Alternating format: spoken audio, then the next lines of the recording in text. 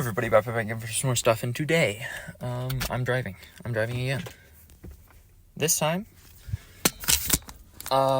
it's fall break, everybody, it's fall break. Who is excited? It's fall break. Fall break means that I get, oh shoot, I gotta, guys, I just upgraded to iOS 18, I don't know what's happening yet.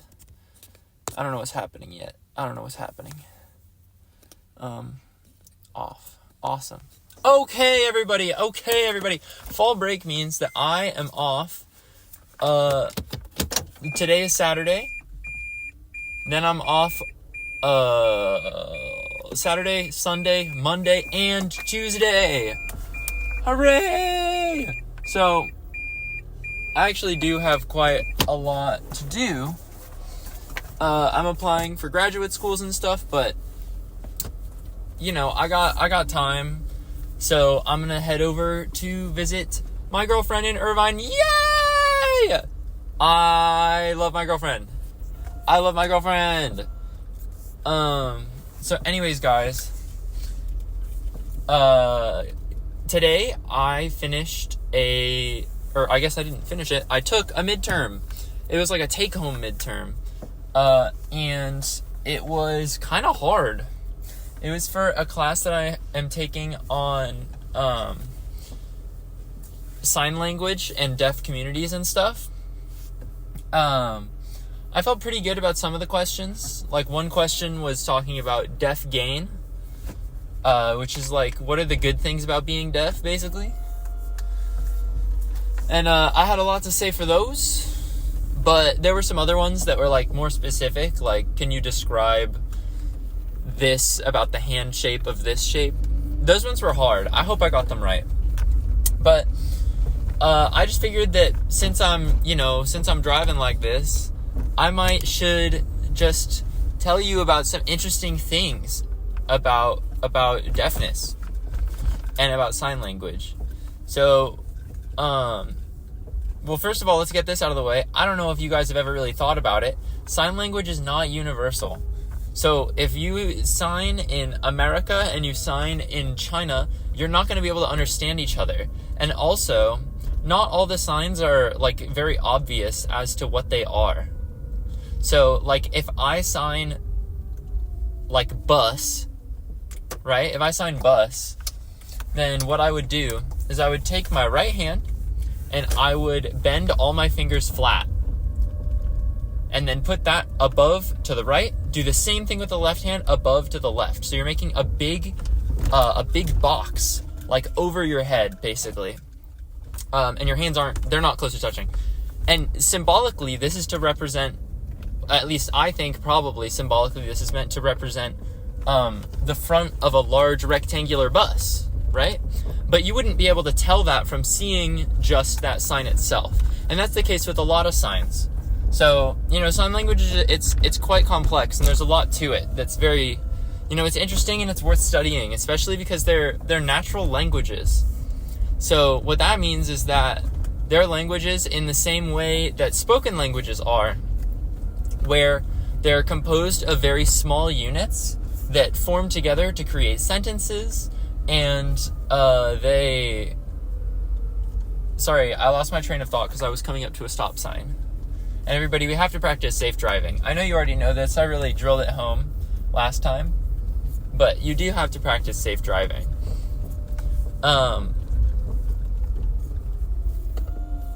Right, so sign languages will naturally form on their own according to specific lexical rules. So like, groups of children will create signs for new things, and when they create signs, the signs that they create, as long as they're native signers, of course, the signs that they create will fit into the lexicon. Like, they will follow the rules that govern how signs should be formed. But when school teachers will create signs to represent things, and these people aren't lexical signers, and they're not native signers, the signs that they make won't fit into the lexicon. Like, they'll have specific features that aren't the case in any natural signs. So I just thought that was really interesting. And then also, so I don't know if you guys have heard about neuroplasticity. I know at least a couple of the penguins have heard about neuroplasticity. But basically the idea is that the way that our connections in the brain work is that, like when neurons communicate with one another, their bonds strengthen or weaken. And if certain connections are not being used, then those connections will die out. And if they're not used for a long enough period of time, then the neurons that would typically be used for one thing can actually be used for another thing, right? So for deaf people, you know how you'll say like, oh, when one of your signs is gone, the others will improve?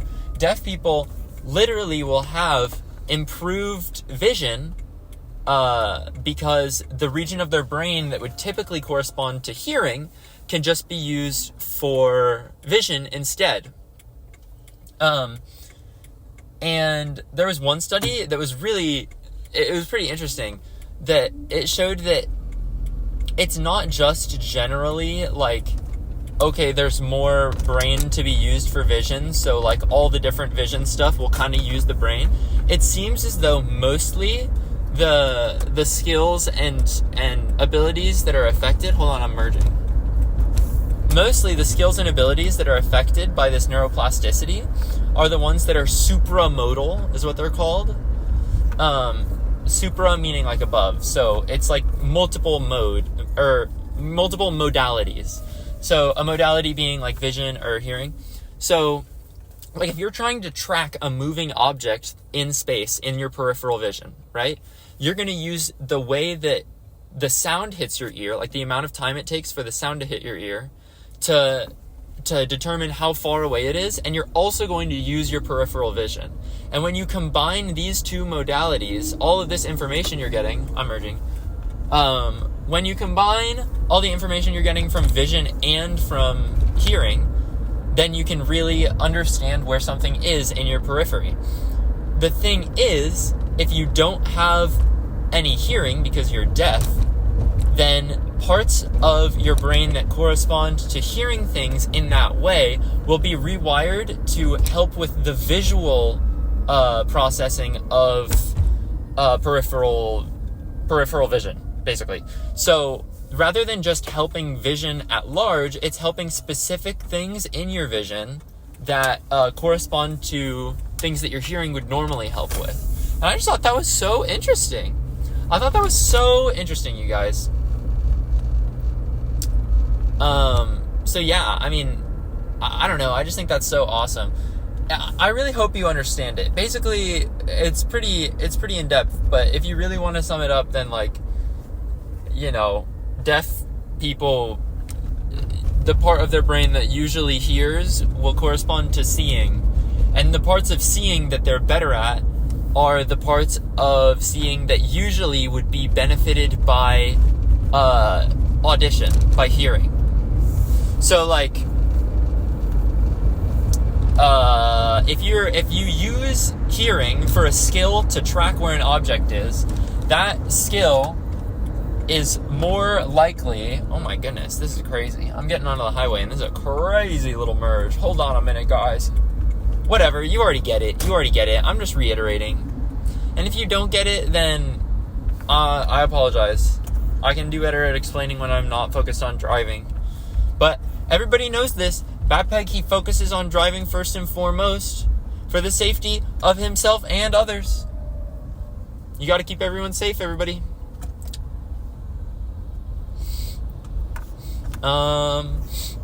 I probably already talked about this, but I'm doing my 10-day gaming challenge, and I don't think I realized it before, but this 10-day gaming challenge is going through my break. So I can start playing games again on Tuesday, and Tuesday is the last day of break. So that's kind of unfortunate, but whatever. There's so much Melee that I haven't been able to watch.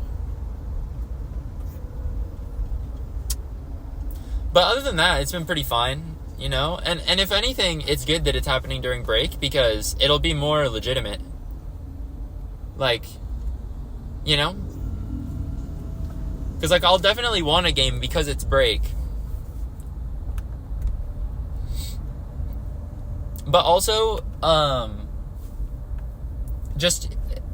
because it's something... Okay, so I work at my college bookstore, and at this college bookstore, to pass the time, I would read manga. Not that we sell it there. I'm reading it on my phone. But,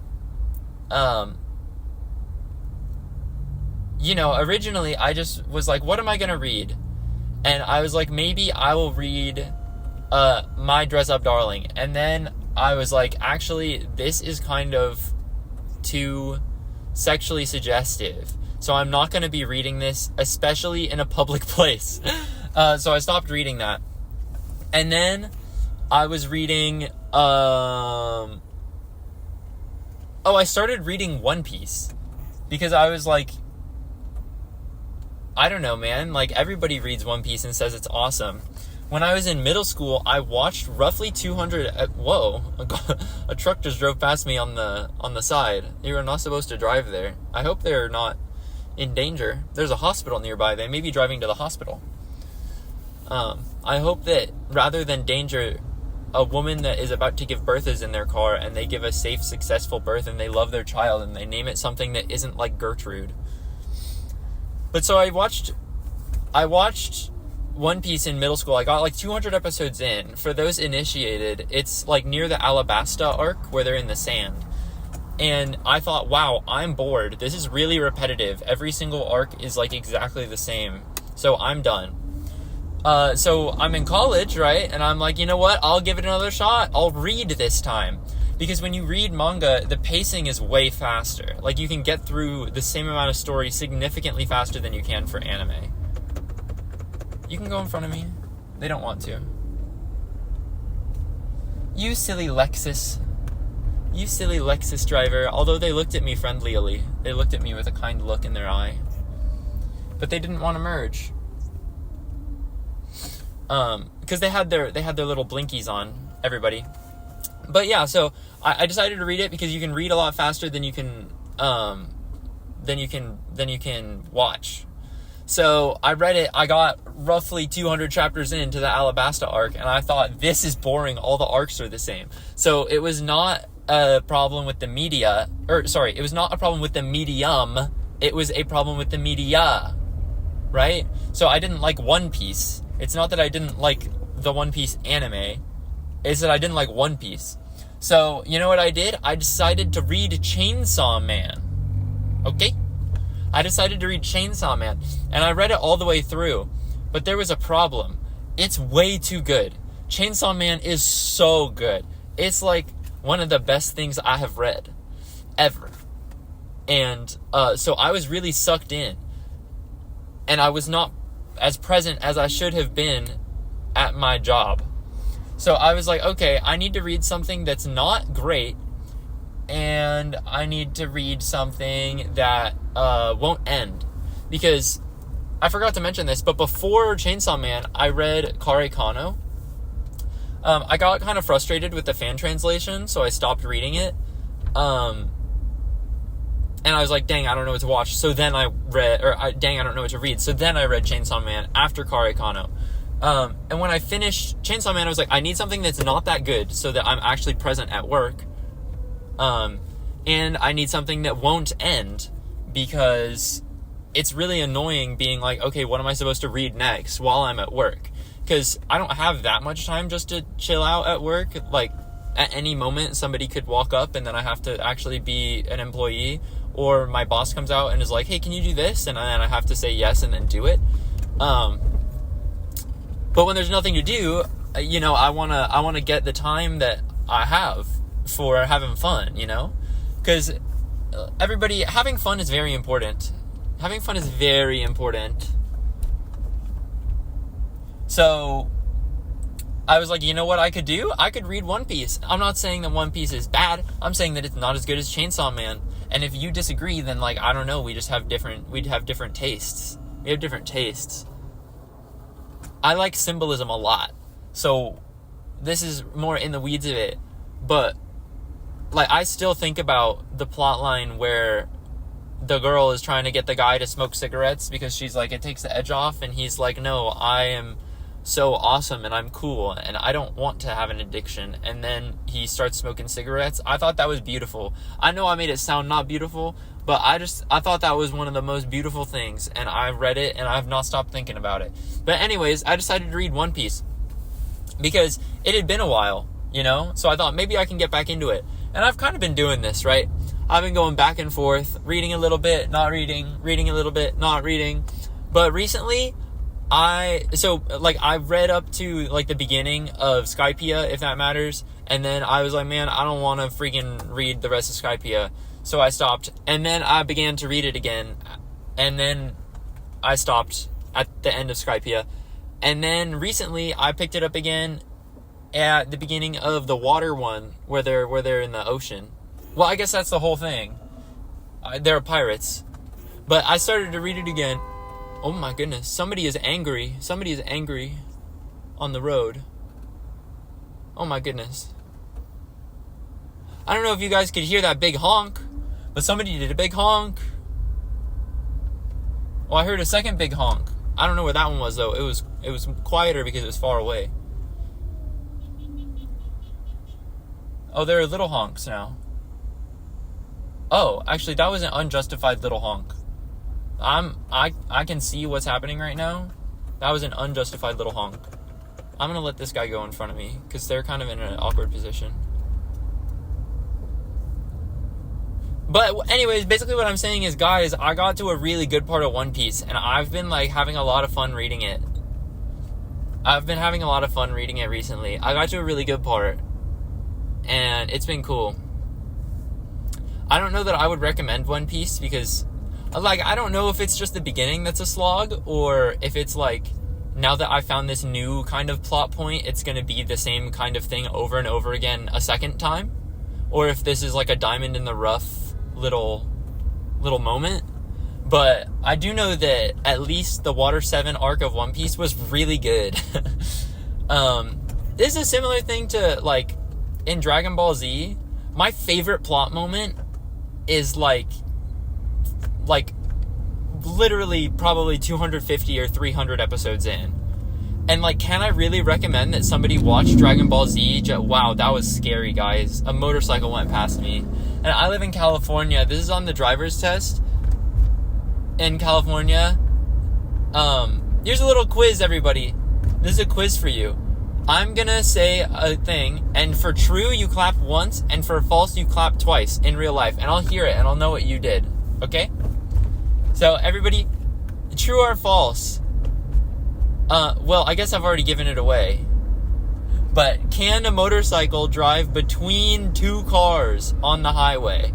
In between the two lanes. In between two cars, can the motorcycle drive in between them? Clap 1 for true and clap 2 for false. Wow, good job, you guys. Wonderful job with your context clues. That's exactly right. A motorcycle driver can drive between two lanes, between two people on the highway. They can do it. It's allowed. Actually, no. I'm not going to merge here. It's too difficult. There are too many cars going slow. Oh, actually. No, I can't. I'm just going to take it easy, everybody. We're going to drive safe. Safe driving, everyone. But it's like in Dragon Ball Z, like my favorite plot moment is that far in. And it's like, can I really recommend somebody to watch Dragon Ball Z, like all of it, just to get to the one thing that I think is awesome? And it's like, I don't know, that's too much to watch where you're just kind of like slogging through it to get to the one moment, you know? Excuse me, sir, I'd like to merge. Thank you. Thank you. Yeah, so, I don't know, I've been having fun with One Piece, but I wouldn't say that I'm a big fan. Like, I wouldn't buy One Piece merchandise. My favorite characters right now are Nico Robin. She's the historian one, the archaeologist, if you will. And I like Luffy because he's funny. He's funny. He's very simple and straightforward and stupid. But I like him. But yeah, that's pretty fun. And there's a character who's important for one of the arcs named Miss Wednesday. So there's like kind of a Penguin in the show if you think about it that way, you know? Like, why is she Miss Wednesday and not any other day, right? Maybe it's because she... Whoa, that scared me. A car just decided to go really fast for no reason. People are going hamburgers on this friggin' Saturday. People are going hamburgers on the road. People are going hamburgers. It's not safe out here. But we'll be safe. And us being safe could protect thousands of people. We did the math last time, everybody. We did the math last time.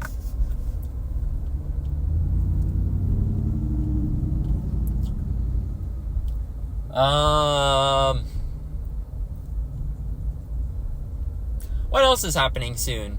Oh, Rivals of Aether 2 is coming out. I really hope I didn't say this in the last PEGCAST and I forgot. But, Rivals of Aether 2 is coming out. There are motorcycles driving past me, so I'm going to kind of focus up on driving straight ahead and not accidentally hitting them. Okay, now I have to merge too. So I'm going to slow down a little bit, and this car behind me is just going to have to deal. But I'm going to make sure that I'm safe, make sure that they aren't going to hit me. And then I'm going to merge. Yippee! We did it, everybody! And now the car that was behind me, they've sped up and they've taken all the space that I left. Wow. We did it, everyone. Well, there's a car in my blind spot. I can't merge.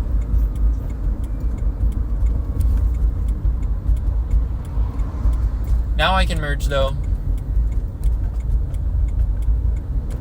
Wow, this car is not practicing safe driving. This other car, it's quite a loud car. So, I don't know. I guess I should have assumed that they would not be a safe driver, but as I tried to merge in front of them, they sped up a lot so that I couldn't do it. And then I waited, and then they, like, drove around me on the other side. Like, I don't know, man. People are driving hamburgers. People are driving hamburgers on the highway.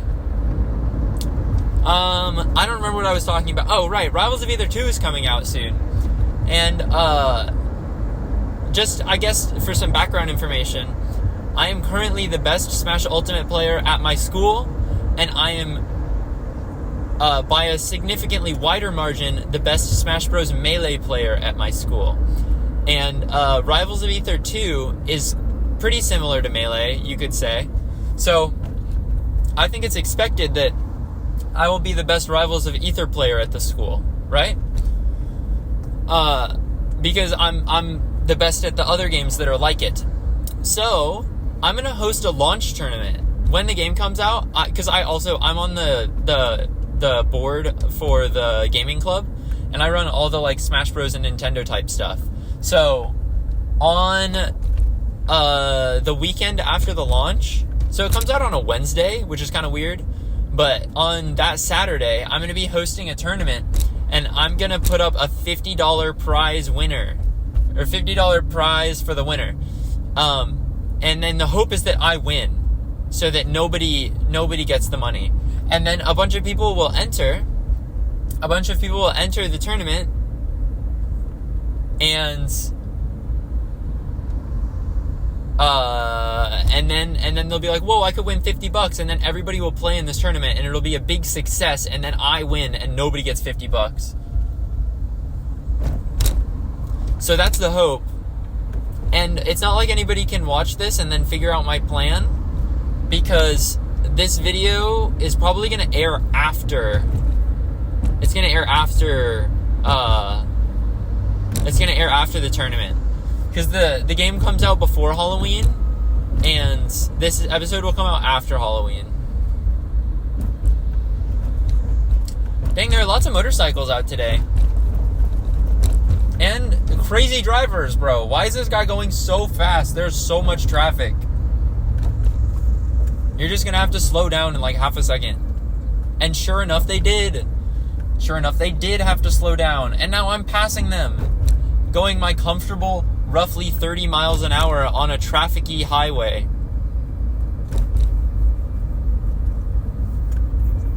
They're trying to go fast. There's just no room. There's no room. Oh my God. They're texting. They're on their phone. They're driving fast and literally texting while driving. Everybody, this is our enemy.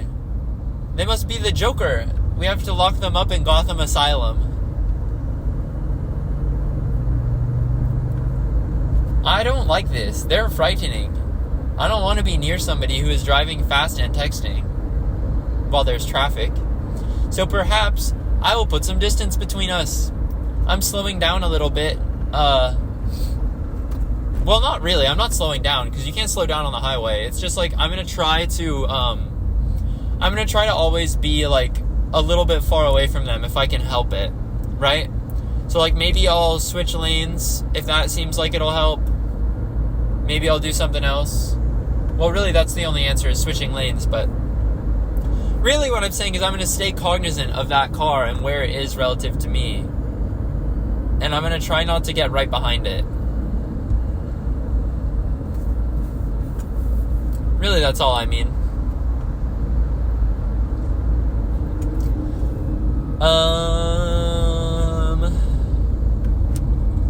So how are you guys doing? You know, by the time this video comes out, it might have been a year since I started the new era of Batpeg by uploading Link's Awakening. It might have been a year.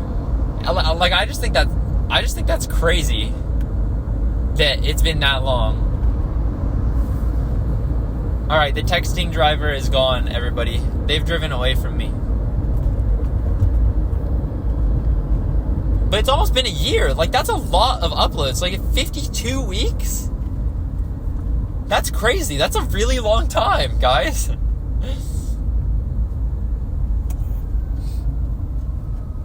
I just think it's fun. I think it's so fun that we have our little Penguin community where it's just me and my friends, and we're having fun. Because everybody, you must know this, surely. The best way to have fun is to play together. So we're all having fun together, and that's the best way to have fun. That's the best way.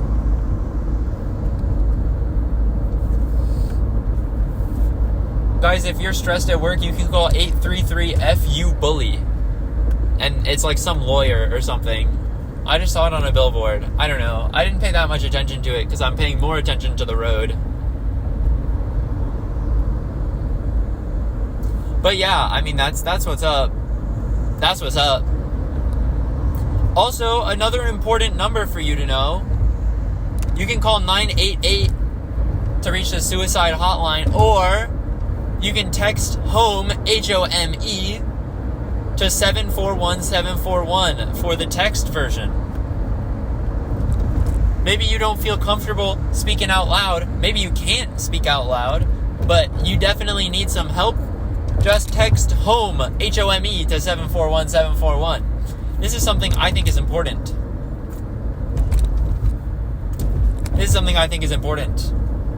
Guys, I gotta start merging over. I'm gonna wait for this car to go past me, though, because they're going fast.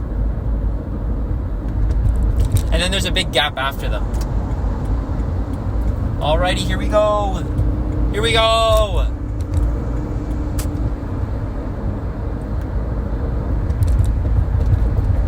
Yippee! Guys, something I didn't tell you that I received on Boyfriend Day was Sour Patch watermelons. Sorry, I'm speaking so slowly. I am focused on merging. I'm done merging, though. Guys, I got Sour Patch watermelons from my girlfriend. That's so awesome. That's so awesome, everybody. I love when I get to eat Sour Patch watermelons. Hooray, I'm in the correct lane, everybody. But yeah, I try not to eat them too much because the dyes will kill me probably. But sometimes I just get a bag of Sour Patch watermelons and I pound it. And it's been a long time, but my girlfriend, she bought me some Sour Patch watermelons and they were so good. They were so good. Everybody, comment below, what's your favorite candy? What's your favorite candy, everybody? Comment below, what's your favorite candy? I don't know what my favorite candy is anymore. Oh my goodness. car in front of me stopped quite abruptly. So I had to stop semi-abruptly. But here's something to consider. When you stop abruptly on the highway, what does the person behind you think? Do they have enough time to stop abruptly? You should try not to stop literally on a dime, because the car behind you may hit you. Wait, is it called stop on a dime because dimes are small? They're like the smallest coin?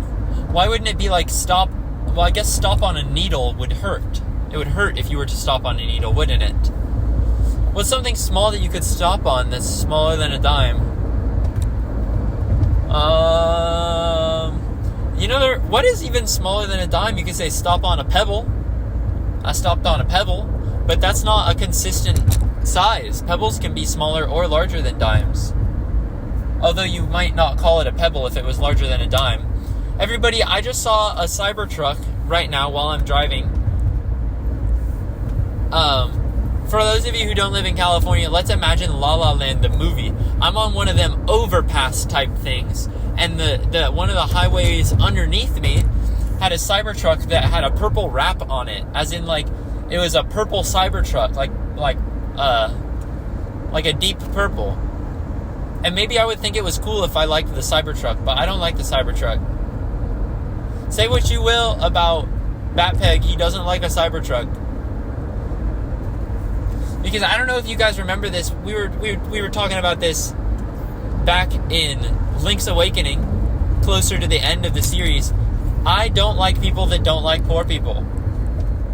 We hate people that hate poor people.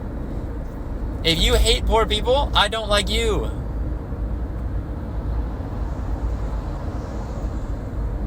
And a lot of people, they show their dislike of poor people through their actions and not necessarily their words. Now, there are some people that will show it through their words. Imagine like a high school clique of rich high school girls. They'll be like, "Ew, your bag is so cheap. You're poor." And then they'll go, "Ah ha ha ha ha ha ha. You're poor," right? I wouldn't like that. But there are also actions that one can perform that shows that they may not like poor people. Can you think of one, everybody? I can think of one.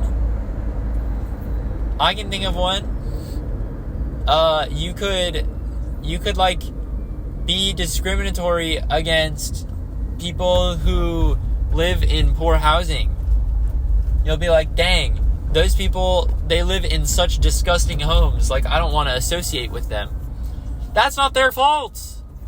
That's not their fault. This is on you. But anyways, I trust the Penguins to be good people. I trust the Penguins.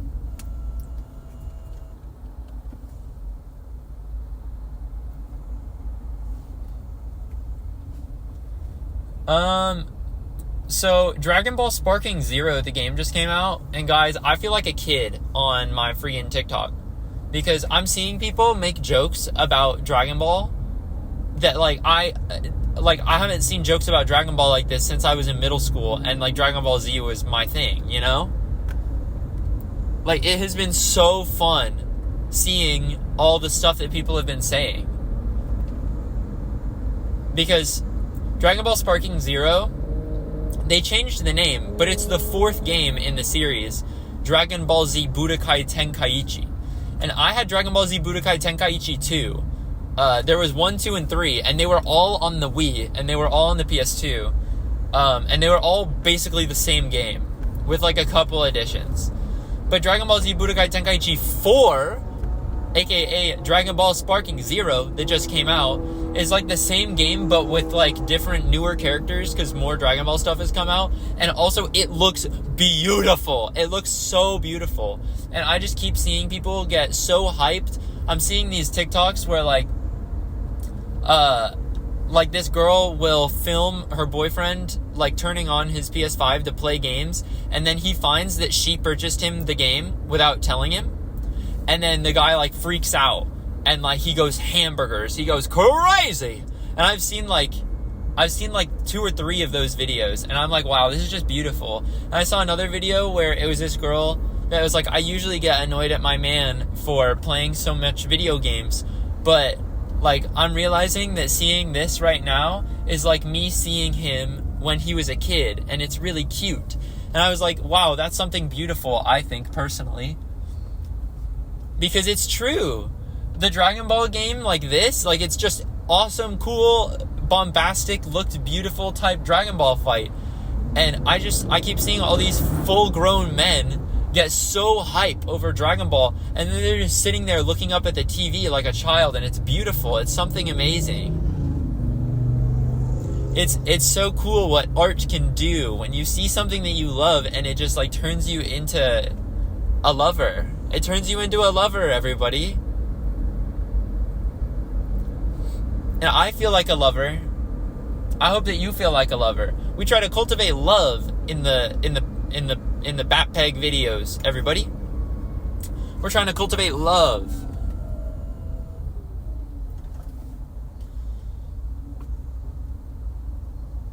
Because there's enough hate in the world, right? There's enough hate.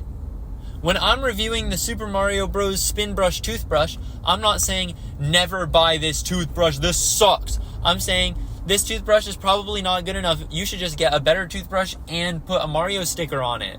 Like, we're looking for positive things. We're looking for positivity. We're looking for love. We're looking for love in the day-to-day. When you see a tiny bird, you should look at the tiny bird. Don't just, like, glance and, oh, there's a tiny bird there. Look at him. Look at him. There's so much love in everything around you. Look at the tiny bird. He deserves the attention. And if you give him the attention, then you'll find the love that I'm talking about. Next time you see a tiny bird, you know, unless you're in a rush, maybe you have to get somewhere fast. But if you've got a moment to spare, just look at that bird. Sometimes they'll hop about. Sometimes they have really pretty feathers. Sometimes you see a pigeon and you think that pigeon is fat, or that pigeon is fluffy, or wow, that pigeon has really like reflective, kind of like shiny purple feathers around his neck. There's always something beautiful. I'm looking at a pigeon right now. He just flew right in front of me, and he's fluffy. And that's cute. When you see a bird, there's always something to love. Maybe it's the way that their little head moves when they walk. Maybe it's that they hop around instead of walking. Maybe it's how intricate their patterns are. How is it that such a small bird can have such beautiful patterns? It's like a profound artist went in with their smallest brush and delicately made each stroke on the bird, but it's natural. They were born that way. Well, I suppose it had to grow in, but they were born in a way such that their genome coded for the patterns. Or God made them that way. Who cares? It's beautiful, and there's love there. And there's love there, everybody. There's love everywhere. You just have to look at it. Just look at it. I'm merging. There's love everywhere, everybody.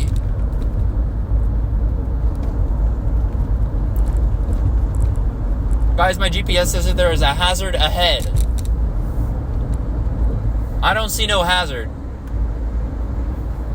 I don't see no hazard. Maybe the hazard will come soon. This driver in front of me is going way too slow. It is almost oh, never mind. I understand why they're going slow. There's a thing in the road. There's a thing. Okay. Awesome. Guys, that was beautiful. One person, they were driving in a way such that it signaled something was happening, and all the other drivers, I bet every driver in front of me had the same experience. They thought, why are we going slow? Oh my goodness, there's something in the road. I'm glad they slowed down and gave me so much time to react to it. I bet every single person, they were originally thinking, what's this guy doing? And then they changed and they thought, I see. There's something that I needed to learn as well.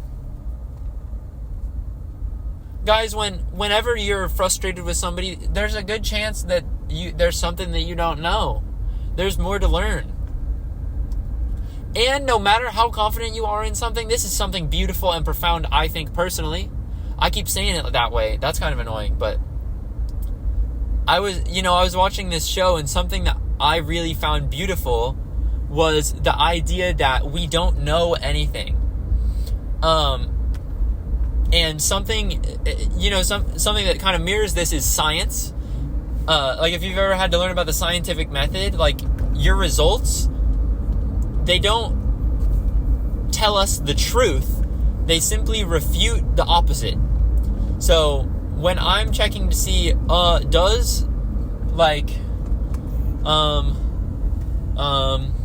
let's say I put electrolytes in the water I give to my plant, right? Will that make them grow big and strong? The null hypothesis is that when electrolytes are in the plant water, the plant does not grow big and strong. And when you find that the plant grows big and strong, you can't say electrolytes definitively make plants big and strong. You can only say, you can refute the null hypothesis. You can refute that it doesn't work, right? But you can't say definitely that this is what caused it and it always will work. You just can't.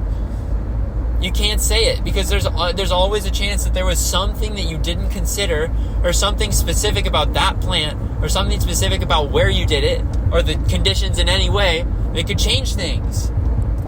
And we don't know anything for certain. There's nothing that we know for certain. And this is true about life too. Because as much as I am me today, something could change. I don't know what it is, otherwise I wouldn't be so confident in who I am, or in the things I like, But something could change, and I can't predict that, and no one can predict that. You might say, upon reflecting on a relationship, I think I grew a lot from this relationship. Although, okay, just the example I'm thinking of is, let's say you're in a relationship with somebody, and you find yourself and find, the sort of life that you want to live by having this relationship. In your relationship, you become more secure, and you learn about the kind of things that you want to do in your life, and you learn about the person that you want to be, the things that you value, things like that. And then as you kind of drift apart with this person, you might say, oh, this relationship has served its purpose. I learned what I needed to from this relationship, and, it's okay that I'm moving on. But you don't know that. You don't know that all the things you learned are fact.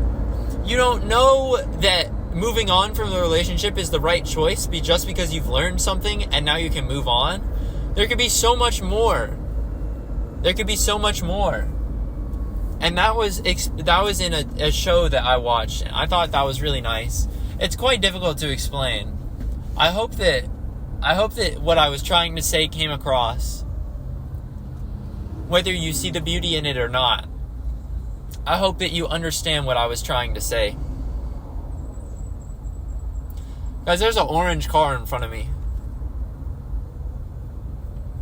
Everybody honk if you like orange, the color. Honk if you like orange. Just do the honking motion. Go, meh, meh. You could do 1 or 2 honks.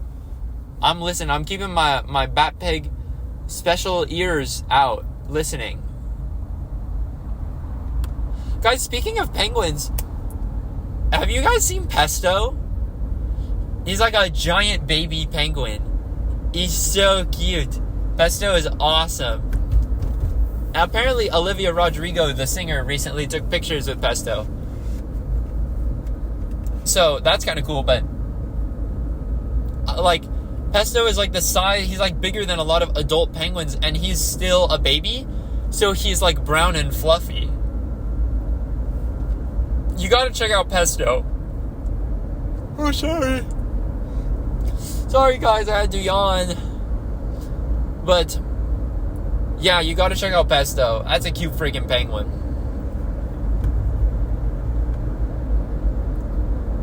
Oh. Wait, is my exit closed? I think my exit might be closed. I read the billboard, like, above me. Or not the billboard. You know how they'll have those signs on highways that light up with the orange lights and spell things? Like, don't drunk drive or don't text and drive or whatever? I think I just...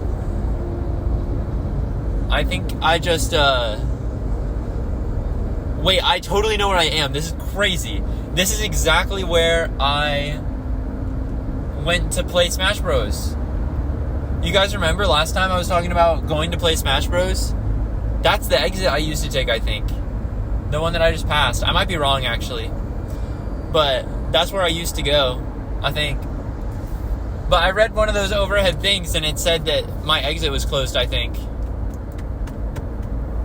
So... You know, it's times like these that I'm really thankful for GPS technology. If I had a map and the exit that I was going to drive on closed, like, I wouldn't know where to go, you know?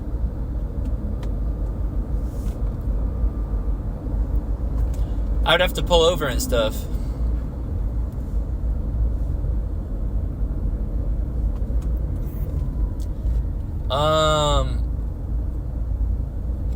My phone is trying to take me a different way. I'm just gonna let it, because I think my exit might be closed. So, you know, if the exit's closed, then I can't very well take it.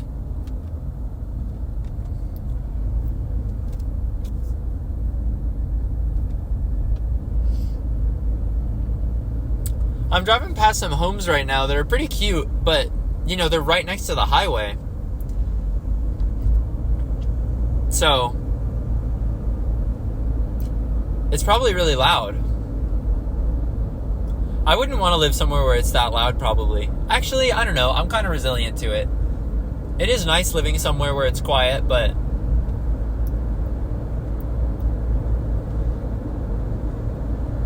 Guys, I can't stop yawning. I can't stop yawning.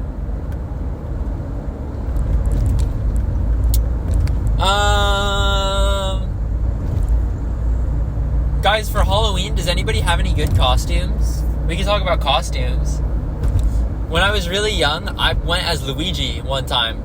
Because I liked Luigi the most. I liked him more than Mario. Because he was lanky and weird and quirky. And I related to that. I was also lanky and quirky as a little kid. You know? So, yeah, I went as Luigi. Another year, I went as Pikachu because I like Pikachu. I like Pokemon.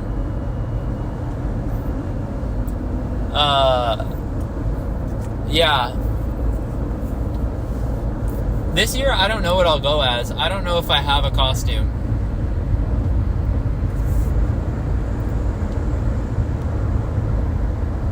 Here's the original exit I was going to take. I can't tell if it's closed.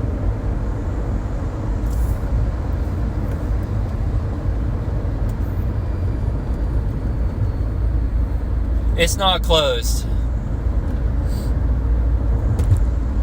The exit is not closed. I don't know why that billboard said that. Oh my goodness, though. I'm looking at the traffic on the overpass. This one looks just like the La La Land one. The traffic on the overpass is crazy, you guys. I'm so glad I'm not driving there. Oh my goodness. That is crazy. The traffic is wild. I think I'm probably about to hit some crazy traffic too. Because I see traffic going every which way. This is actually La La Land in real life. The people on the overpass, like, they're moving a tiny bit, but if they wanted to, they could get out of their car and jump on the top and do a little dance.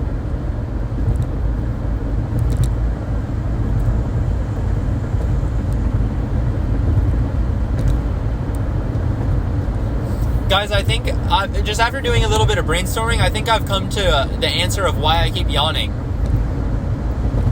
It's because I haven't had lunch. It's because I haven't had lunch yet. I just ate, and then I did my midterm after I ate. And since then, I haven't eaten anything, and it's been kind of a while. It's 2 p.m. You know, I ate breakfast at 10. So that's a kind of late breakfast for me, maybe. But Usually if I'm having breakfast at that time, then I'll have a lunch at the latest 1. So I don't know. It's something interesting. I'm quite hungry, and I think I could use some food in order to make myself higher functioning, one might say. Like my functions are not at 100%. Which is why I'm so focused on driving, everybody. I gotta be really focused. I gotta merge now. Checking my mirror, checking my blind spot, and I'm merging on over. Everybody.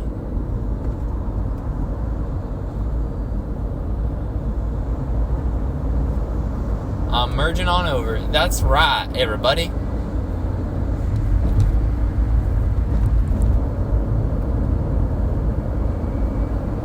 Okie dokie.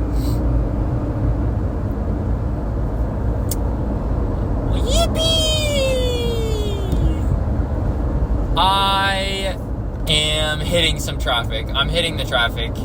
It's not as bad as what I was looking at before. I'm going on this overpass. I'm not going to be able to get out of my car and do a little dance. But there's a lot of traffic. There is.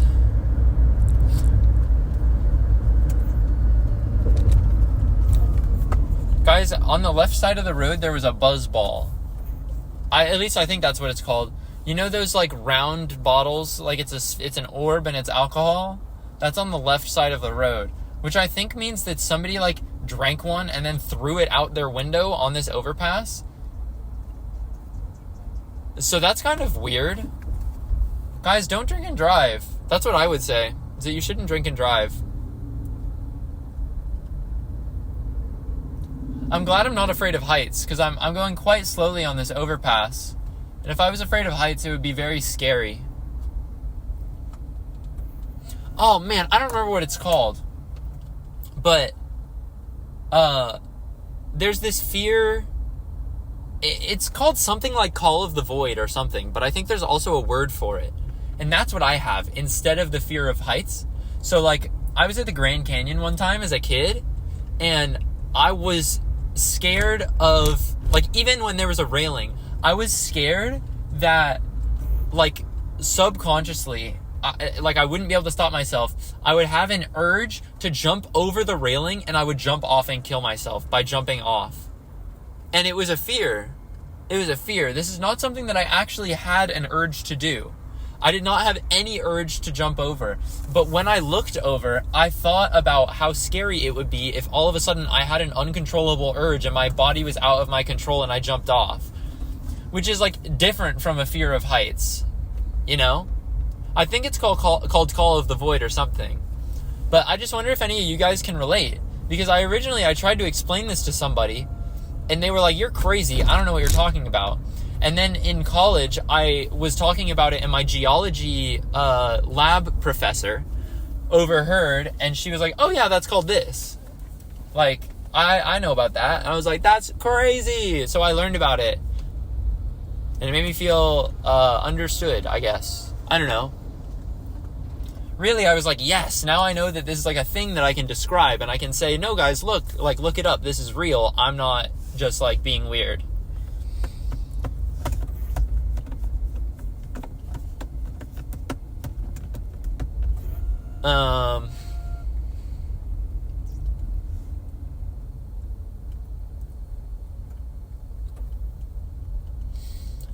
Yeah.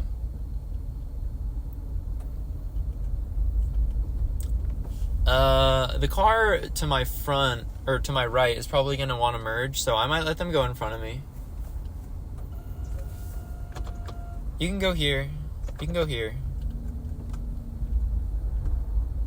This other car is trying to weasel his way in front of me, and that's kind of rude, but you know what? I'm just going to let him.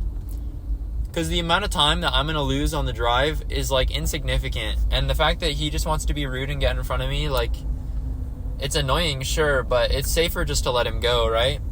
Wouldn't you say, Penguins? Wouldn't you say, Penguins, that it's just safer to let him go?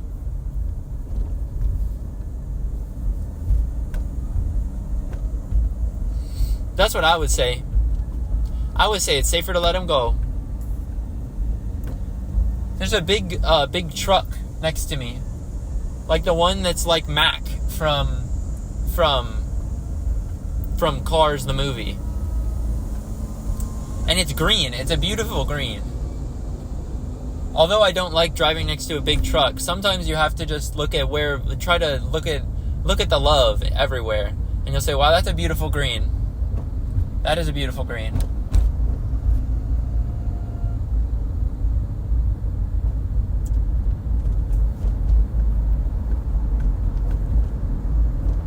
There are beautiful greens and beautiful blues and beautiful colors everywhere.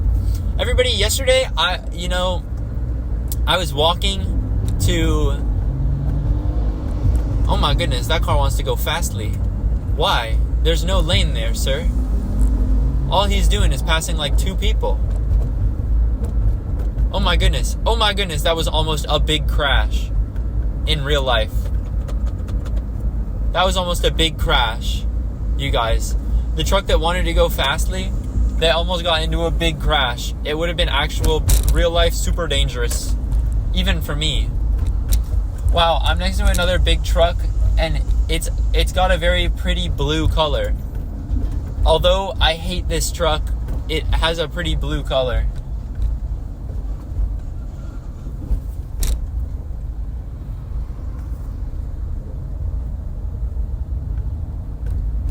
Oh, but the other day I was walking from my dorm room on campus to the dining hall, and I just looked up and I saw how pretty the sky was that day, because there were little, like, wisps, not wistful, that's not the right word.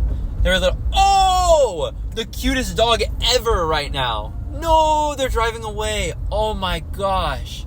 Wow, that was a freaking cute dog. He was so sweet. He was like super old, so he was like a grayish brown, but he looked so cute, you guys. There was a dog. Wow. That was awesome. That was awesome. Guys, I really like when dogs, they have little white furs on like their nose and stuff. I think that's cute because they look old and sweet, and it's like, wow, you've lived a life. You've lived like a full life. And all I can do is respect your wisdom, you know? There's somebody driving past me with one-piece bumper stickers. And, like, I've gotten far enough that I actually have seen the parts of the show, or I guess read the parts of the manga that those stickers are from. But I was walking to the dining hall from my dorm room, and I looked up at the sky, and there were little wisps of cloud, right? Little tiny, like, bits of cloud up there. But you could really see them clearly. They weren't just like blurry, they were just like little wisps, you know? And it was just so beautiful, and I began to tear up. And then I thought, am I really looking at the sky and tearing up? And the answer was yes, I was. The answer was that I was. Because there's love everywhere, everybody. And you just have to look at it. You just have to look at it. I know I asked you to comment about the candy, but I think the theme of this PEGCAST is looking at the love. You gotta look at it. You gotta look at it. And the last one was to call a hotline or message a text line if you are in danger, and also to drive safely. So I'm happy with the themes. If I wanted to like give a book to a little kid, these are not bad themes to give them. Well, I guess drive safely is not the best theme for a little kid, right? Hold on, I'm merging. Drive safely is not like the best theme for a little kid because they're not going to drive for a long time. You know? So if they're not going to drive for a long time, then maybe telling them to drive safely at a young age doesn't really matter. But does it not matter? Or are you just like you're planting the seeds and they'll grow into a safe driver in the future, you know?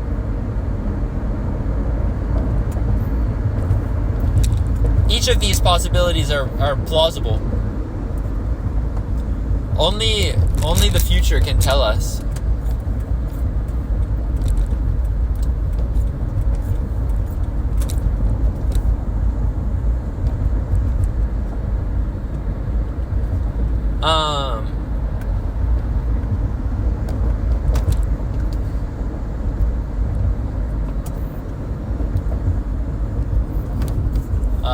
Wow, that car really slowed down pretty fast. That was kind of frightening. So I had to slow down pretty fast as well.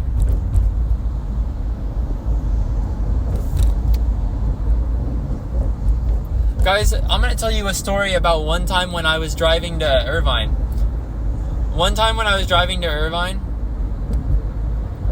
I was sick. I was sick the day before, and I slept late so that I would like heal up, right? And I messaged my professor the night before. I said, I'm not going to be in class. Sorry. Because I'm sick, right? So I wake up and I'm fine. I'm totally healed. But I've missed my class. So my professor, he emails me and he's like, I mean, this is crazy, right? I'm taking a physiological psychology class. So it's basically like hold on, I'm merging. It's basically like the biology of the brain that like does different things for our psychology was the theme of the class. So I was talking about like hormones. I was talking about the way that like your spinal cord will relay messages and stuff, you know, just like stuff kind of like that, like the biological part of it. My professor, he emails me and he says, hey, we can just do a makeup class. Would you like to call me on Zoom today? And I was like, what? Yeah. So he sets a time. I drive to Irvine, right? Because I was going to go visit my girlfriend that weekend. But what happens is there's a bunch of traffic. I end up late. So I'm going to miss my class. So I get off an early exit and I pull into a strip mall parking lot. And so I park in this parking lot. I take out my laptop to take notes with. And I whip out my phone to join the Zoom. And he's like, oh my God, are you driving? And I was like, no, I'm parked, I promise. I was just driving somewhere. But like, you know, like, I'm really sorry. And he was like, no, it's totally fine. I just wanted to make sure you're safe. So he doesn't even, there was not a moment where he was like, was this guy actually sick? Like, did he lie to me? He didn't have an ounce of that in his tone, in his body language. He was just caring. And then he did the whole lecture for me. But he cut out some of like the less important parts. He just did the whole lecture for me alone. Like a solo lecture. Whoa, guys, do you hear that? I'm really sorry if that noise is horrible. But I'm really sorry, but like it's the road. They're doing road work here, I guess. And the road is really loud. But he did the whole lecture for me, and I thought that was the most amazing thing ever. I thought that was like a true, like he is expressing love. I don't know for what, but that's not the kind of thing you do without love. Whether he loves psychology, he loves teaching, whether he loves the future, because that's a real one. He could just love the future. And he wants to build a future where people are smart and they're educated and they know what's happening. Whether he loves people and he feels that every person should be treated with that amount of respect, I don't know. But he definitely did it with love. Because he gave me the whole lecture. That's beautiful. That's beautiful, you guys. I'm merging.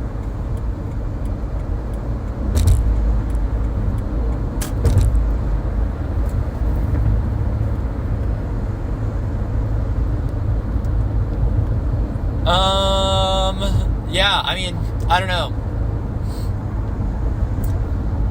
there's so many things to talk about, but when you're put on the spot to think of something to talk about, then you run out of things to talk about.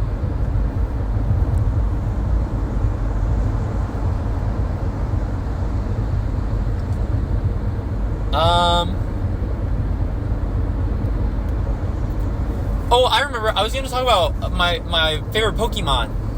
So, I love Pokemon. I don't love the games, but I love Pokemon. I love them. The Pokemon themselves. They're beautiful little creatures. Something that my dad said to me that, like, you know, at first I didn't believe him, but then he proved it. He said to me, Pikachu is the cutest Pokemon. And I thought, what? No, there have got to be cuter Pokemon than Pikachu. And he said, name one. And I was like, uh-oh. I thought about all the other Pikachus. I thought about Pachirisu. I thought about Dedenne.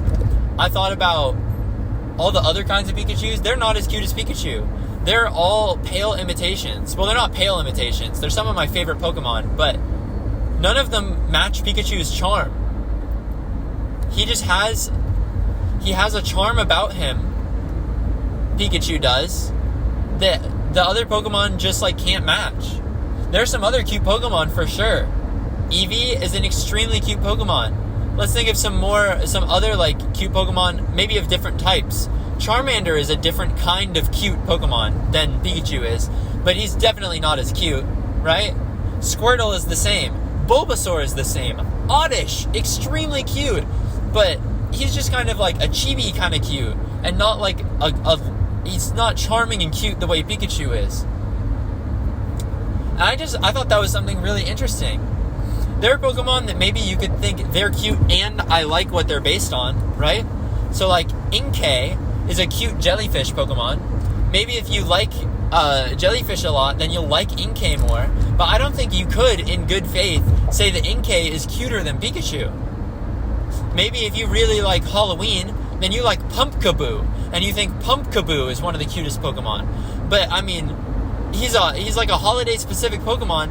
I think you'd be hard-pressed to make a real argument that he is cuter and more charming than Pikachu. Pikachu just, like, really has it all, and it's incredible. Because there are, like, over 1,000 Pokemon now. And they're just, I cannot think of one cuter than Pikachu. I just can't. And you know, Pikachu is not my favorite Pokemon. He's not. But he is freaking cute. So if I had to pick, this is something else that's, like, really fun to think about. If I had to pick Pokemon to have in real life, like, as my friends, like, what Pokemon would I pick? And there are different, like, we could call it, like, formats. Like, because, you know, in Pokemon, you're allowed to have 6 Pokemon in a party. So you can think about if I had 6 Pokemon, like, if I had all 6 kind of format, or you can think of, like, if I only had 1, or if you only had 2, you know? And I think it really changes my answers. Because, well, actually, they're probably still the same Pokemon, but it's interesting because if I think of my top 6 favorite Pokemon and my like Pokemon that I would want to have, these aren't necessarily the same, right? So my favorite Pokemon is Raichu. My second favorite Pokemon is probably Ampharos. And we can keep going down the list of, like, my favorite Pokemon. It would take a while before you found Dedenne. Dedenne is, like, he kind of looks like Raichu, but if Raichu was a tiny ball. He's very cute. But, you know, he's not one of my top 6 favorite Pokemon. But he's not even top 6, is what I'm saying. But if I had only 2 Pokemon, I would want Raichu and Dedenne in real life. Because Raichu would walk around with me and be my homie, and Dedenne would, like, hop on my shoulder. And we would all be besties together, you know? And that sounds like something really, really awesome. So even though Dedenne definitely isn't my second favorite Pokemon, like, not even close, if I had a pet, Dedenne would be at the top of the list of pets that I would want to have. There are some Pokemon that, like, I would want to have, and they're my favorites, though. So, like, Raichu, if I could have any Pokemon, I would have Raichu. And also, Raichu is my favorite Pokemon. Emergent, sorry.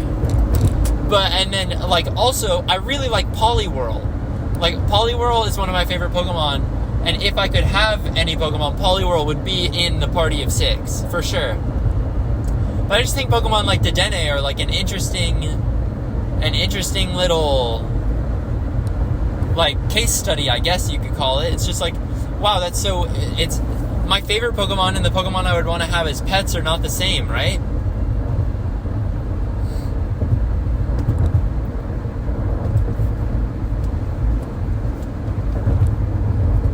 I guess and when I think about what Pokemon I would have, you know, I think a lot of people think about, like, the utilitarian aspect of having a Pokemon. So, like, maybe if you had a Pokemon that could use fly, you could fly with that Pokemon. But, you know, as I grow older and just, like, as I become more experienced with the world, I find that I'm thinking less and less about what the Pokemon can do and more about practically how I would love them.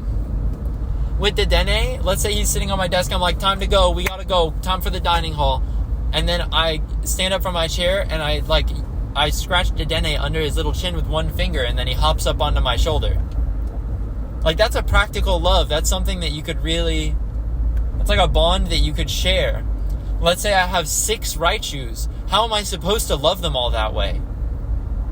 Each Raichu can't have the special bond with me, you know? But there's something to be said about Raichu being, like, a guy as opposed to a pet. So, like, if you're like, Raichu, let's go, let's get out of here, and then you just, like, fist bump him and then you walk out, you know? Like, you're homies, right? Because he's, like, pretty big. And then, you know, things like that.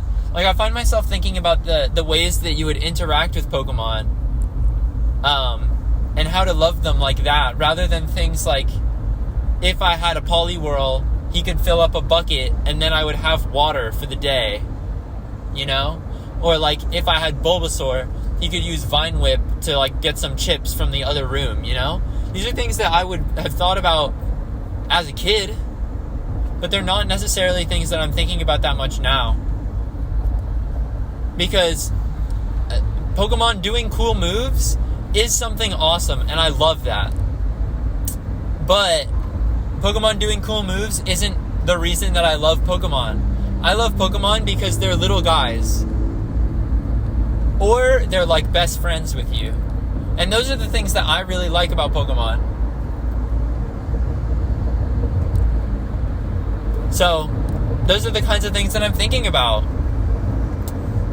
After those two, it becomes a lot harder. I think if I could have any amount of Pokemon, I would have 2, and it would be Raichu and Dedenne. And then if I had to have more, I don't know, man. It's kind of difficult. I would have Raichu, Dedenne, and Poliwhirl for sure. Right? Those 3 guys, they're like my besties. I would hang out with them and it would be so cool. But beyond that, like, I'm really not sure what Pokemon I would have.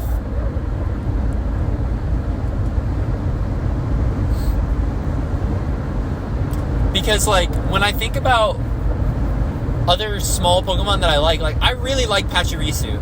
And I can imagine Pachirisu running up my arm, like, because she's a little squirrel, right? But Dedenne is already doing that. And I don't want either of them to feel left out.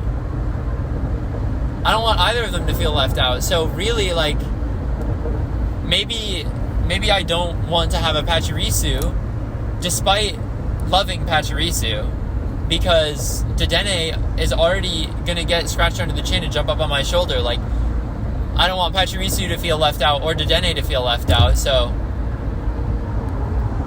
I think it would just be, like, irresponsible of me to have both of them as a pet, you know? It's like when you get a dog and then you, like, chain them to a post outside and they live there. Like, I feel that that's quite irresponsible, because the dog is, like, that dog is not getting the love and, like, the care that they deserve, right? And this is definitely to a lesser extent, but if I have 2 tiny squirrels, then, you know, like, they're both going to be a little bit more neglected. And something that, this differs from real life, because you'll say like, oh, I need 2 cats. And it's like, sure, then you can't hang out with both of the cats in the same way. But the cats are there for each other. With Pokemon, all the Pokemon are there for each other. So Raichu and Dedenne, although I interact with them in different ways, they're still friends with one another, right? So I don't need like 2 little squirrels to hang out together, because Raichu and Dedenne will be friends. And they'll talk with one another, and Poliwhirl will talk with them too. And they'll all be friends with each other, and then they all, like, I interact with them all in different ways. Right?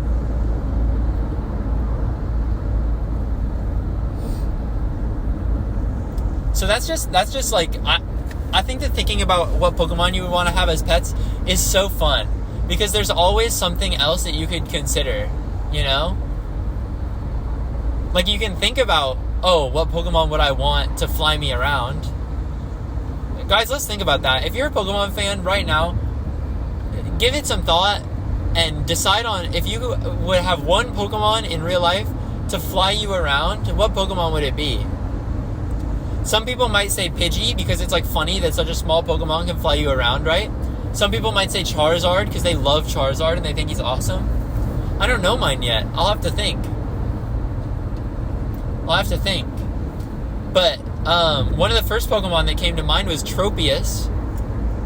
I don't know if you guys know Tropius, but he's like a dinosaur kind of guy with like 4 big like palm tree leaves that he can fly with, and he has a beard made out of bananas. I don't think he would be the Pokemon that I would end with, but he was definitely one of the ones that came to mind. Huh.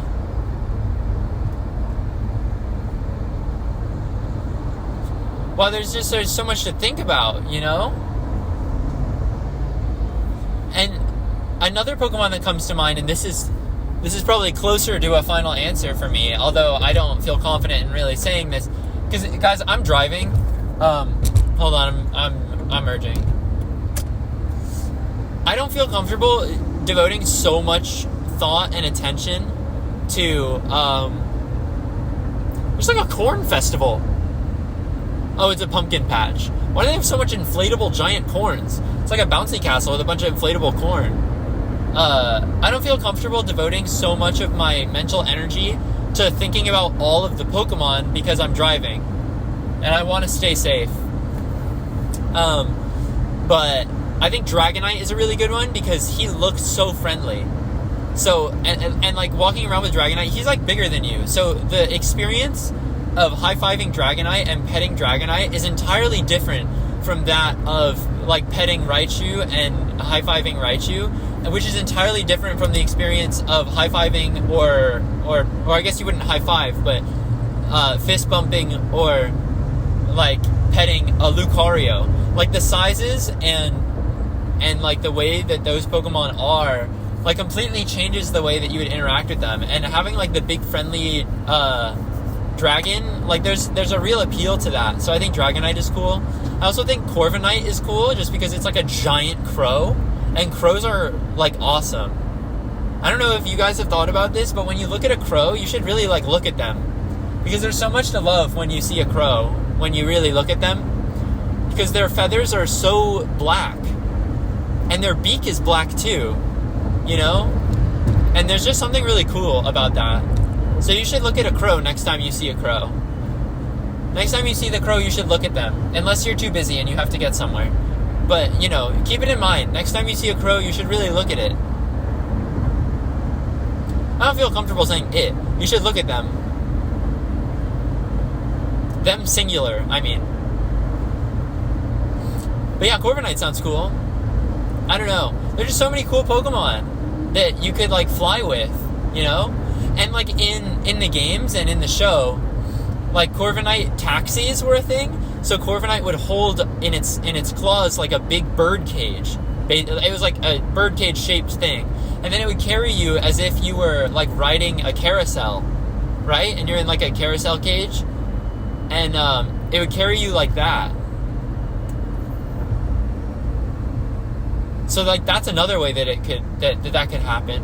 and you would like park your cage like outside your house or something, and then you'd be like, all right, time to go to work, and then you would like send out Corviknight, and you'd be like, what's up, Corviknight? And then you would give him like a little treat, and then you would get in the cage and be like, we gotta go to work, and then he would be like, Corviknight, and then you would fly to work. Like, doesn't that sound awesome? Doesn't that sound awesome? I don't usually think about this kind of thing as opposed to just like hanging out with Pokemon, but you know, there's a lot to think about. And like, think of the party trick. Like, what if you just showed up to a party with like some really good bread, and then you have like a Honedge who's like a sword guy, and he cuts the bread into slices, and then you have like a Charmander, and you and your Charmander have really practiced at making perfect toast. And then you make like beautiful toast, and you're like, try it. And people are like, oh my gosh, that is the best toast I've ever had. That's unreal, you know? Another cool Pokemon to have would be Shuckle, because Shuckle is like so charismatic, but also Shuckle makes juice. Like that's one of the things that it does. Like it'll keep fruit inside and like turn it into juice inside of the shell, I mean. If you don't know these Pokemon, like, you should look them up, because just like there's such a love here. There's such a love here.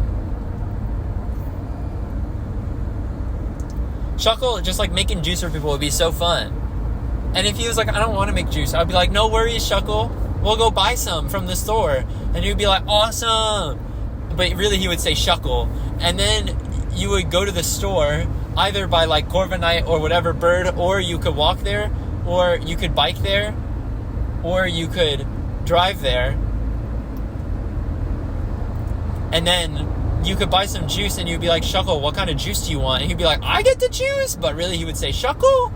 And then you'd be like, yeah, you always are giving us juice, so you get to pick the juice when we're buying it, because you're gonna have some too, right? And then he would be like, yes, I'm gonna have some juice. But really he would say Shuckle, but you would understand it. And then you would like pick the orange peach mango, probably, because dude, when's the last time you guys had orange peach mango juice? It's so good. But also pineapple juice. Dude, I want juice so bad right now. I want juice so bad. I wish I had some pineapple juice or some orange peach mango juice. Man, I really wish I had some juice. But there are just like so many ways that you could think about this, you know? Like gardening with Pokemon could be so fun, because you could have Pokemon that are like, you could do like ground types could be interesting, steel types could be interesting, grass types could be interesting, poison types could be interesting, bug types could be interesting, water types could be interesting, and then like combinations could be interesting too. So like imagine you're gardening with a Palpitoad. Do you know Palpitoad? He's the middle evolution between Tympole and Seismitoad. Like gardening with a Palpitoad would be so cool, because he's like a funny little guy, but he can do water moves, and he can also do ground moves. So he's like a mud-based guy, which is like very relevant when you're gardening, you know? Or you could just like garden with like a Flabébé. And then the Flabébé, like they don't exactly have anything that they can like help you with out of the ordinary with gardening, but they love flowers so much. So you would like grow the kinds of flowers that Flabébé was interested in, you know? And then like just like things like that. There's just so much love in Pokemon, and it's limitless. You can always think of something new. And this is what I wish Pokemon was, really. Whenever there's like a new episode of like an animated short or something, hold on, I gotta merge. Okay, whenever there's like a new animated short or something about like Pokemon in day-to-day situations, like what I was just saying about Dedenne getting scratched under his chin and then getting up from the desk, that was in a Lunar New Year short that Pokemon put out, where it was a bunch of people returning home to their families for the Lunar New Year. And this guy, he was working at like a desk job where he was a programmer, a computer programmer. He was coding, and then he finished, and he turned off his computer, and he scratched his Dedenne, and the Dedenne ran onto his shoulder, and then they left. And I was like, wow, I mean, that's just something beautiful. Like, there are people out there that are looking at Pokemon with love in the same way that I am. And that's not to say that people that look at Pokemon in different ways aren't looking with love. Like, when the little kid is on the playground and he's like, Mewtwo uses Psychic and he goes, Bwah! He's looking at Mewtwo with love. It's just love for a different facet of Mewtwo than I'm looking at Mewtwo with. You know? When I'm looking at Mewtwo, I'm thinking about, like, the Pokemon manga and, like, the way that they had Mewtwo and, like, the professor that was, like, working with Team Rocket and they were, like, linked on, like, a DNA level, you know? There are just so many things that you can love. And that's just wonderful. That's just a wonderful thing, I think.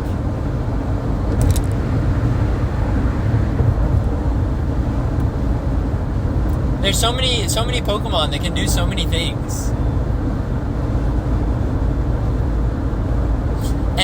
And something else that I think is beautiful is that every time there's a new short, I watch it and I come away from it liking the Pokemon way more. And it's not because it's like, oh, now I know about that Pokemon. It's like the people that created the short with this Pokemon in it, they looked at the Pokemon with love. So recently there was a Primeape one, and Primeape's whole thing is that he is a monkey that is angry, right? Which is like, you know, how interesting is that really? But the people that were looking at Primeape when thinking about what story to tell, the story goes that it's I'm not going to spoil, but it's about a kid who did a book report on his friend Primeape, like his partner Primeape, and sorry, I gotta merge. Okay, he's doing a book report basically type thing for like show and tell at class about Primeape, and he's saying, how can I make Primeape not angry? So he tries like feeding him, he tries doing this, he tries doing that, and it's like a bunch of different ways to make Primeape not angry, you know? But Primeape is just an angry Pokemon, and that's like a part of him. So, you know, it's like, can Primeape stay not angry? And just things like that, where they're exploring Pokemon and loving them dearly is just, it's beautiful. It really is. There's another short where it's about a little girl and a Nidoran male. And like, if you try to think about what is special about Nidoran, right? What is there when you look at Nidoran? What is the love that you feel? And this short, what they did is they used the fact that Nidoran is like one of the most baby Pokemon. And there are literal Pokemon that are babies like Pichu, but it's different because Nidoqueen and Nidoking are parents to the little baby Nidoran, right? And when they look at just this totally run-of-the-mill, nobody thinks about it, poison-type Pokemon, like nobody thinks about Nidoran male, but when they looked at him, they loved him, and they saw that he was a baby, and that there was a lot to explore there. You know?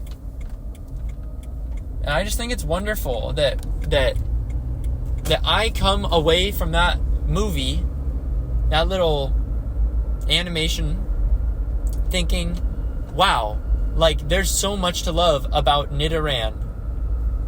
Like, I love Nidoran. He's one of my favorite poison-type Pokemon now.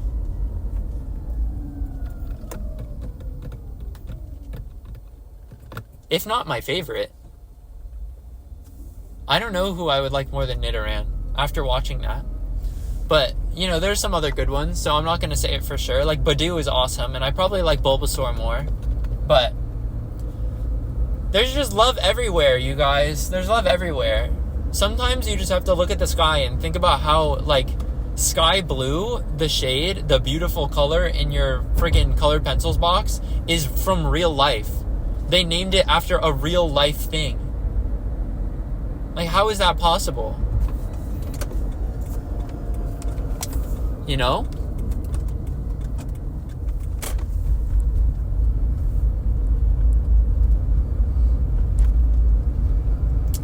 So yeah, I mean, like, I don't know. I love Pokemon. I could talk about Pokemon forever. If I started this PEGCAST talking about Pokemon, I could still have been talking about Pokemon at this moment, you know?